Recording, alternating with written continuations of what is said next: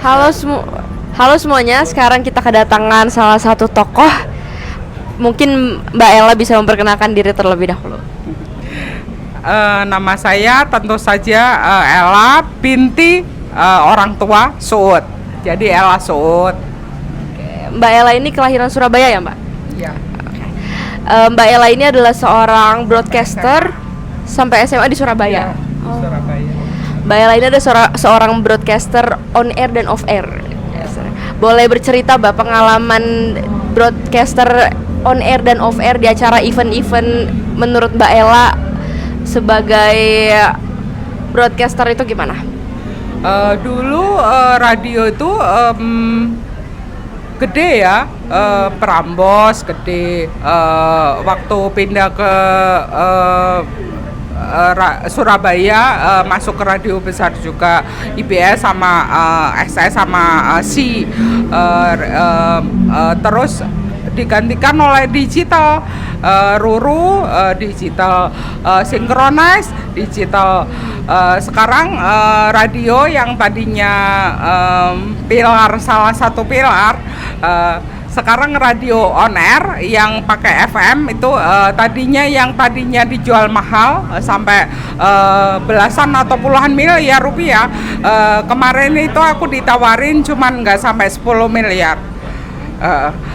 Jadi radio FM turun banget, kalah sama radio-radio atau podcast digital sekarang. Dan kalau seperti itu dampak buat orang-orang yang bergantung finansialnya nih Mbak pada acara-acara broadcaster seperti itu dampaknya seperti apa? Apakah mereka beralih profesi atau akhirnya mereka mengikuti zaman gitu? Yang standby, yang survive itu yang mengikuti zaman, yang tidak anti pada disruption atau perubahan pergerakan zaman ya. Tentu saja secara finansial terganggu nafkahnya, makanya banyak yang keluar kan, contohnya dari Prambors, Desta, Gina keluar, itu sedikit banyak lah karena radio udah turun. Meskipun udah diganti dengan radio digital, tapi kan honornya kan paling tinggi kan. Prambors grup, MRA grup itu tinggi sekali honornya, nggak bisa digantikan oleh radio streaming online. Makanya mereka podcast Vindes, Darto itu podcastnya apa sih? Darto apa podcastnya? Ya, seperti kamu sekarang kan podcast juga kan. Podcast itu sebagai ganti radio menurut aku pribadi ya. Karena di situ ada penyiarnya yang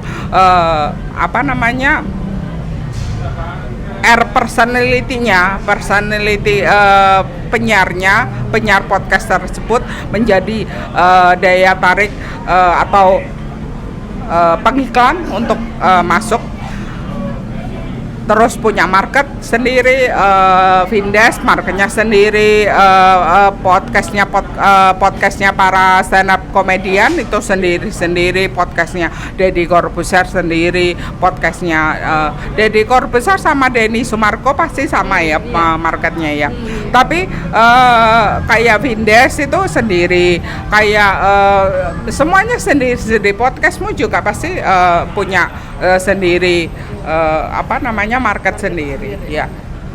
Kalau menurut Mbak Ella nih, apakah itu prinsip Mbak Ella lah, apakah itu dengan adanya perubahan zaman seperti ini, apakah itu berefek dengan prinsip Mbak Ella sebagai broadcaster, dan apakah itu mengganggu menurut Mbak Ella? Kita nggak bisa menghentikan dunia ini ya. Kita nggak bisa menghentikan zaman ini. Ya harus ikut disrupsi atau disruption, harus ikut. Karena kalau berkeras terhadap dirinya sendiri, kemauannya sendiri, teknologinya sendiri, ya nggak kemana-mana. Kayak tadi di festival seni Balai Pemuda ini saya ketemu seseorang yang, loh kok seleramu tua dan itu aja ya, standar banget ya, orang Indonesia aja bagus, berkembang, kok nggak ngikutin perkembangan ya. Dalam hati aku, itulah kalau ditanya pertanyaanmu tadi kan, apakah mengganggu secara prinsipil? Ya. Tidak mengganggu selama kita bisa mengikuti zaman ini, mau kemana. Yang mengganggu itu attitude, nggak tahu ya, manusianya. Ya kalau teknologi mah nggak mengganggu, harus ikut perkembangan zaman. Kalau attitude manusianya ya mengganggu, kita hindari aja. Ya kalau teknologinya mah mau FM, mau online, mau podcast, mau broadcast biasa aja, nggak mengganggu. Baik, terima kasih banyak Mbak Ella untuk waktunya. Maaf mengganggu waktunya sebelumnya. Nggak, sukses terus ya podcastmu ya. Iya, makasih banyak Mbak Ella.